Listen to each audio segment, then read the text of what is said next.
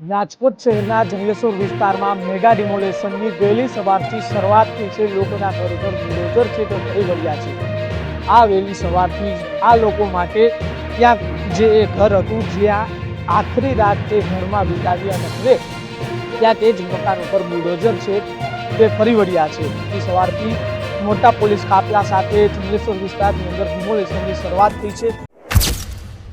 રાજકોટ શહેરના જંગલેશ્વર વિસ્તારમાં મેગા ડિમોલેશનની વહેલી સવારથી શરૂઆત થઈ છે। લોકોના ઘર ઉપર બુલડોઝર છે તે ફરી વળ્યા છે।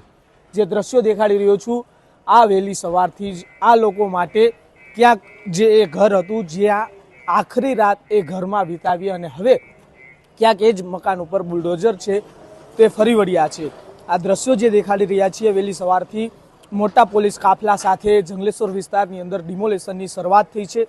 જે રીતના 1400 જેટલા મકાનો છે જે આજરોજ ડિમોલેશન કરવામાં આવનાર છે અને આને લઈને તંત્ર દ્વારા પૂરી તૈયારીઓ છે તે કરવામાં આવી હતી। 64 જેટલા જેસીબી છે તે આ ડિમોલેશન માટે બોલાવવામાં આવ્યા છે। સાથોસાથ જે રીતના મોટો પોલીસ કાફલો પણ તૈનાત છે તે કરવામાં આવ્યો છે। આ જે ડિમોલેશનની શરૂઆત થઈ છે જેના દ્રશ્યો દેખાડી રહ્યા છે, સામે ક્યાંક કરુણ દ્રશ્યો પણ સામે આવી રહ્યા છે, કેમ કે જે મકાનની અંદર લોકો વર્ષોથી રહેતા હતા તે મકાન છોડતા લોકો જે રીતના કહીએ કે ક્યાંક કરુણ પણ થતા જોવા મળી રહ્યા છે। હાલ અત્યારે જે રીતના દેખાઈ રહ્યું છે કે આ જે ડિમોલેશન છે જે 3 દિવસ સુધી ચાલવાનું છે, આ ડિમોલેશનની શરૂઆત થઈ ચૂકી છે।